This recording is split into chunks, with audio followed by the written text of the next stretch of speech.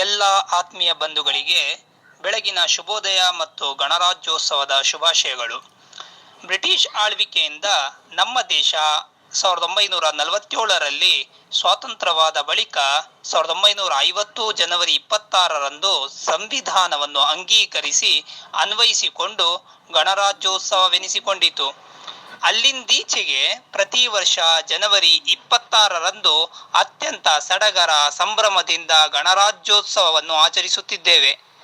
ಭಾರತ ನಮ್ಮ ದೇಶ, ಭಾವೈಕ್ಯತೆಯೇ ಇದರ ಜೀವವಾಗಿದೆ.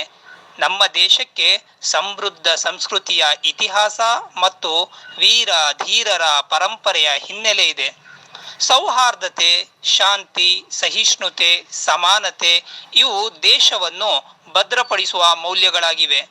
ನಾವು 7 ದಶಕಗಳಲ್ಲಿ ಬಹಳಷ್ಟು ಸಾಧಿಸಿದ್ದೇವೆ. ಸಾಧಿಸಬೇಕಾಗಿರುವುದು ಇನ್ನೂ ಸಾಕಷ್ಟಿದೆ. ನಾವೆಲ್ಲರೂ ನಮ್ಮ ಜವಾಬ್ದಾರಿಯನ್ನು ಅರಿತು ಕೆಲಸ ಮಾಡುವ ಮೂಲಕ ವೈಯಕ್ತಿಕವಾಗಿ ಮತ್ತು ಸಾಂಘಿಕವಾಗಿ ಪ್ರಯತ್ನ ಪಟ್ಟರೆ ದೇಶದ ವಿವಿಧ ಕ್ಷೇತ್ರಗಳಲ್ಲಿ ಪ್ರಗತಿ ಸಾಧ್ಯವಾಗುತ್ತದೆ. ಶಿಕ್ಷಣದ ಮೂಲಕ ನಾವು ಈ ಸಾಧನೆಯ ಹಾದಿಯನ್ನು ತಲುಪಲು ಶ್ರಮಪಡಬೇಕಿದೆ ಎಂಬ ಆಶಯದೊಂದಿಗೆ ನನ್ನ ಮಾತುಗಳನ್ನು ಮುಗಿಸುತ್ತೇನೆ. ಧನ್ಯವಾದಗಳು. ಜೈ ಹಿಂದ್, ಜೈ ಸಂವಿಧಾನ್.